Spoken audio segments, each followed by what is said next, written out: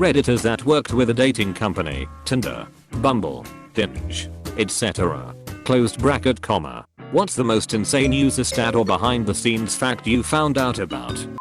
I have a friend who works for, I wanna say Tinder. Anyway, the company isn't important. What is important is that her entire job is to remove inappropriate images.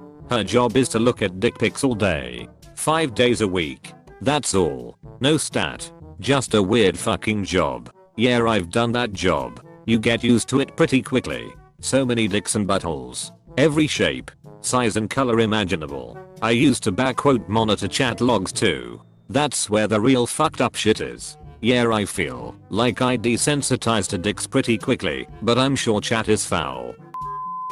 My ex-BF worked for the Yahoo Italy dating site back in the early-ish 2000s. His job was to pretend to be a woman and message male customers just as their accounts were going to expire. This would encourage them to pay to renew their subscriptions. Once they renewed, he would ghost them. He only lasted for a few months due to how unethical it was. That's legitimately one of the saddest things I've read on this thread. It just makes me happy that I use Google, a completely ethical company with no history of flimsy morals.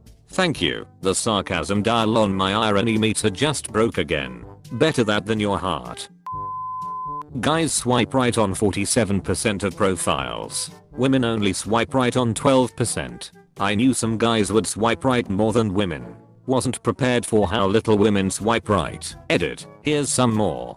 #SEARCHING for serious or casual relationships for men vs women. 61% of men want something serious, while 38% want something casual. 87% of women want something serious, while only 13% want something casual. It's worth noting on that last one that it's partially because of a difference in how men and women would describe themselves. If they are not sure, women would rather say something serious if they are not sure to see how something goes, but happy for it to turn casual if they are not feeling it, while men would prefer to say something casual and then happy for it to turn serious if they like them.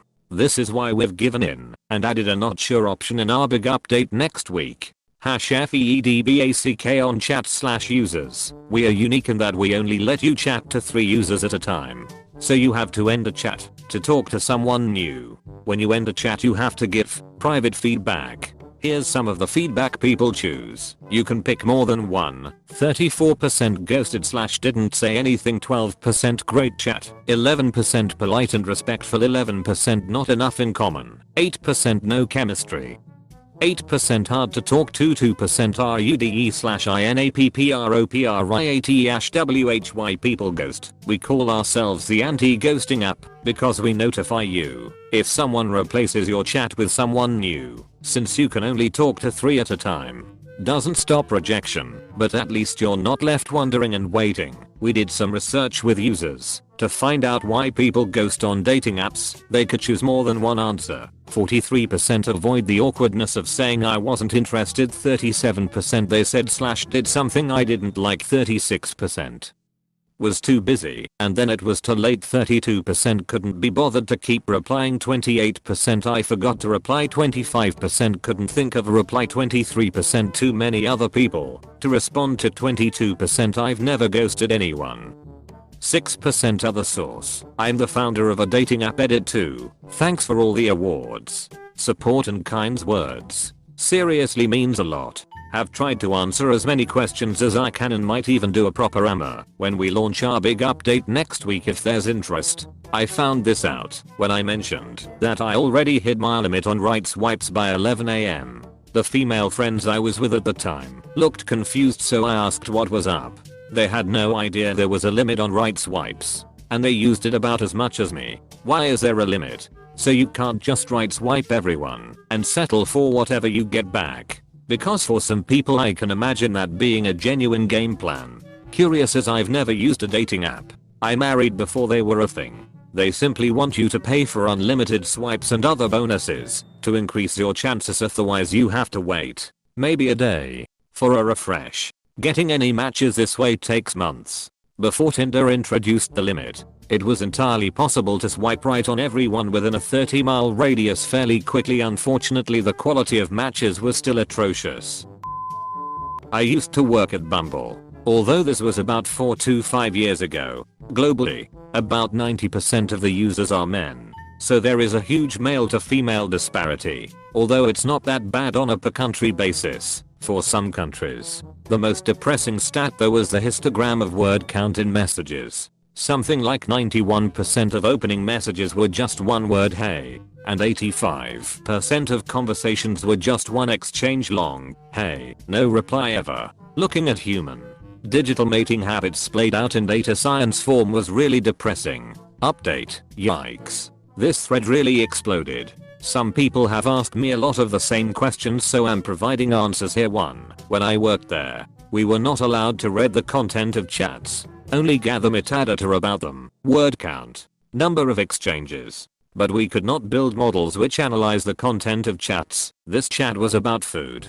This one was about holidays. This one was sexual. This was due to stringent GDPR draft rules /TOS privacy rules at the time. And Bumble took user privacy very seriously. So chats were never read or analyzed for content. Not even by automated models. However, this was 4 to 5 years ago, and they may have amended their TOS since then to allow it. Or they might be analyzing content for non-GDPR countries, USA. Therefore, as others have pointed out, we don't know for sure that the word used most often was actually hey. It could have been hello or howdy. In the office, we always assumed it was hey due to our own experiences on the app.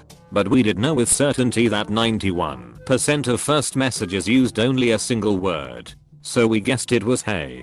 2. The countries which had better male-female ratios, which I can remember, were the Nordic ones. Sweden and Norway were close to 50/50, and for a time, one of them even had more women on the app than men. Not sure how it is now. 3. The GDPR rules were released in 2016. Even earlier draft rules for some industries such as banking/finance and telecoms, but were not actually enforced until 2018. This grace period of 2 years was so that firms could implement all of the massive legal and technical protocols for GDPR. And many compliance/tech departments in London did nothing but a mad dash sprint for 2 to 3 years straight to get GDPR compliant before the 2018 deadline. As such, Bumble was already GDPR compliant, at least in terms of user chats. Don't know about other aspects. Well before 2018, as I said, they took user privacy seriously. Even before GDPR, we weren't allowed to read chat messages due to a combination of user privacy TOS, specific to Bumble, and GDPR draft rules. I just wrote GDPR as a catch-all term for all of the various privacy rules in effect then, including TOS. But yes, I agree. The rules were not enforced yet. I apologize that I wasn't specific. I wrote my reply quickly this morning not thinking it would explode like this. And so just blurted out GDPR without getting pedantic about which rules in which years. Apologies for any confusion. 4. All these numbers are pulled from my memory of what I saw 4 to 5 years ago, and thus are not canon law or academic paper worthy. Update 2. Thank you most kindly for all of the awards, kind strangers. I very much appreciate it. If 90% of users on dating apps are men, where are single women looking for someone? In your area. They're in my area too, or so I'm told. Don't fall for. That's how I got drugged and given this username. My old boss was the financial controller of a big dating site. He kept on seeing these big invoices for modeling agencies and initially thought it was because of the big parties they used to host. When he asked about it, it turned out it was just content for the fake profiles they created to lure in users. And I've suddenly gone from 3 swipes, no matches, to -3 swipes. Sad. I'd really be interested in what someone working at Ashley Madison or Glidden has to say. Most dating sites and apps are owned by one company, the Match Group. They have a near monopoly. I think Bumble is one of the few not owned by them. Those fucktards bought OkCupid and turned it from something awesome into a steaming pile of shit that sucks even more than Tinder. For those that don't know how it was 7 to 8 years ago, usernames could be your first name or something else like a nickname. Various free text fields to describe you. Also searchable structured metadata, age, smoking, drugs, looking for, offspring, that could be filtered by match questions that were actually fun to answer, and check how others answered on stuff interesting / important to you, quizzes from personality type over nerdiness to kinkiness, and much more. And you could see the results in someone's profile, no swiping. You just messaged people, actual messages or chat, and you could switch from one to the other if you were online at the same time. If you wanted to, premium accounts were very affordable and only had some small gimmicks but nothing seriously important. Search by more superficial details like body type, not showing up in someone's visit list unless you want to reveal yourself, etc. So basically it was an awesome site regardless if you were looking for friends, dates, fucks, or were just curious to find out more about strangers. And now, real names only, swiping, no search, shitty UI, clearly not interested in desktop users, much more expensive premium accounts. That's a shame. I loved OKC and brought it up a year or so ago to a younger friend who's on Tinder, and he gave me the whatever old man attitude. But OKC was actually kind of fun to answer all the questions and comb through your match's answers. One time I went out with a 99% match that had 300 plus questions answered identical to mine, and the only one that was different was she wanted to fuck in a booth with people watching. Made me question if I really did and hadn't realized it yet.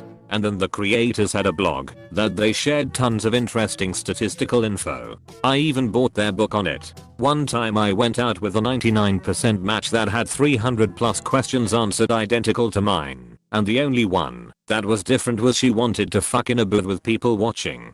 Did the questionnaire ease you into those kind of questions? Like it started with 1, what's your favorite color? But by 299, you were being asked about niche sexual practices. Yes, but it wasn't so much a questionnaire as it was an infinite amount of questions, mostly user generated, and you chose what to answer. How important the response was to you, and how important their response was to you. So if you were really into needlepoint, but didn't care if they were, you could put that in. It was a good system. Fun to answer, and the more you did, the more specific your matches were. But as others said, it's kinda scary to hand off that info, and wouldn't fly today. I would love to know how openly cynical the algorithm really is. My feed on Hinge shows absolutely no one I'm interested in. And suddenly, the roses feature pops up. I'm interested in all the people in the roses section. But, oh, it's £4 to buy one rose, which is no guarantee of a match, much less a date. They want to keep you using the app and spending money for as long as possible, and their slogan, designed to be deleted, is such BS it's comical. And you can't turn to other apps because they are all owned by the same corporation. Yeah, these roses are something else. Is the implication there that Hinge users are as desperate as contestants on The Bachelor? Because if so, well played to the Hinge marketing department. I've actually noticed that the profiles rotate from the standouts section to the standard section. The profiles in the standouts will eventually appear in the standard feed, and the opposite is true too. It takes about a month either way, though. Therefore, I think Hinge is preying on people's sense of loneliness and FOMO. This likely felt especially dirty because when standouts was initially introduced, many users, myself included, either coincidentally or coincidentally ran out of profiles to view on the normal feed right around the time standouts was introduced. I had barely used the app for 3 weeks before standouts was introduced. I ran operations for an online dating company, notably not affiliated with Match. From database analytics I can tell you a few things. Men initiate contact around 80% of the time in straight matchmaking. And if you are a woman looking to date other women and you simply initiate contact with another woman, you have a good chance of success simply because it's very common for women to match, but then neither initiates contact. We were able to determine that it takes on average about 3 dates before sex happens. I don't recall how we worked that out. I'm not a data analyst, but presumably it was some keyword based algorithm looking at chat messages. We got so many requests for information from the police that we had an informal system with them to save them from wasting time getting warrants for information about people who we didn't have data on. They would ask about a particular name / email / whatever other identifier, and we would just say yes, we have data about them, or no, we don't. And if we did, they'd then go get the warrant to get a copy of it. The other thing I can tell you from our analytics that really shouldn't be at all surprising is to get some decent profile photos. Go get your talented friend or just hire a photographer to take some really nicely lit well composed photos of yourself and watch your match rate soar. I'm a lesbian and I can definitely vouch for women never messaging each other after matching. A ton of people even had "I don't message first" written in their bios. I'd say close to 100% of the conversations I had on Tinder were ones I initiated. It was so goddamn frustrating. If you think about it, women grow up being taught that if they are desirable, they will be pursued. The man approaches you at the bar. The man asks you out. The man proposes, etc. But if you keep that mentality when trying to date people who also don't want to make the first move, then nothing fucking happens. You stare at each other from a distance for a while and then go home and watch TV. Like we are gay. Gender roles already don't apply to us. So why are we adhering to the literal most counterproductive aspect of straight dating culture? Sorry for the rant. I'm just really frustrated, LMAO. I hate the whole man starts the conversation thing mainly cause I have social anxiety and really don't like starting conversations or things like that. This was years ago now, but I used to work with a guy who had been an engineer for Match.com. He said 99% of the profiles were inactive, and that 80% of the active profiles were men. He didn't provide numbers, but also said there was a huge disparity between the average number of messages sent to women versus those sent to men. According to him, all told the site was mostly men reaching out to dead profiles and never getting responses. As I said, however, this was years ago, so it's entirely possible that they've cleaned the site up since then. Not sure about Match, but I know Tinder automatically removes you from the lineup, so to speak, if you've been inactive for more than 7 days. It seems they removed me from their lineup after 7 hours of being active. Open bracket. Okay, sorry for laughing, but did you just stop getting matches? I don't need to be inactive to not get matches. Not been working, but a friend wrote her master thesis about the different criteria in online dating and real life. Almost half, 43%, the female participants who were in a relationship told they'd never have swiped right on their current partner. Other interesting results were that over 60% of men they wrote with on apps and agreed to go on a date would have no chance if they asked in real life. Edit. Since many asked about the thesis, I'll ask her if she can share it here, but be prepared. It's in German. As to the second point, I don't know exactly how she worded the question in the survey, but I like she was referring to clubs and the like. I went speed dating, IRL, in 2012. Only time I ever went, and I was super nervous. We got 5 minutes with every partner, and at the end of the night you have a card and you tick the box of the women you're interested in, and they tick the men on their own cards. The organizers email you the next day with anyone you matched with. I ticked 3 potentials, and the next day I got 1 match in my email. I met up with her again, and we went out on a couple of dates after that. On the second date she confessed, "I didn't tick you. My friend did. She was there with her best friend.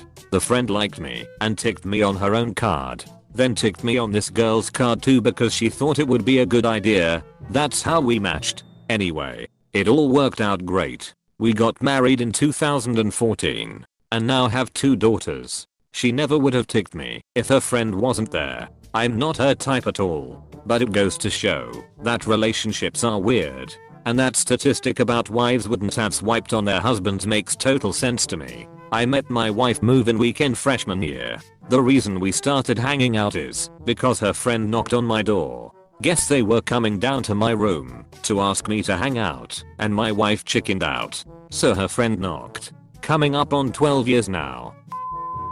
Okay, so I didn't work with a dating company per se, but I helped software engineers optimize their profiles. Men get very few matches. Regardless of how good their profile is, women get a lot of matches, but most of those matches are useless. Approximately 9,000% of women from the Pacific Northwest love adventure. Finally, an AskReddit question I can answer. Throw away because much of this information is not necessarily positive. I worked for a dating app for a few years in a role that was pretty high up where I was privy to almost all of the inner workings of the app. I won't say which one, but I think my experience probably is applicable to other apps as well. 1. We had a murder on our platform. The top of the company got interviewed as witnesses. TBH, there wasn't really anything we did or could have done about it, but it is crazy to think about. 2. One of our members got scammed out of 6 figures, and there was nothing we could do about it either. She was older and lonely, and the person used an attractive picture and kind words to play off of that. If you let them, people will find any way to scam and abuse those who are lonely. Some of our systems for detecting and removing scammers and spammers were far more advanced than our systems for actually creating matches. Also, we found older women were actually the most likely to be scammed. You can make your own conclusions from that.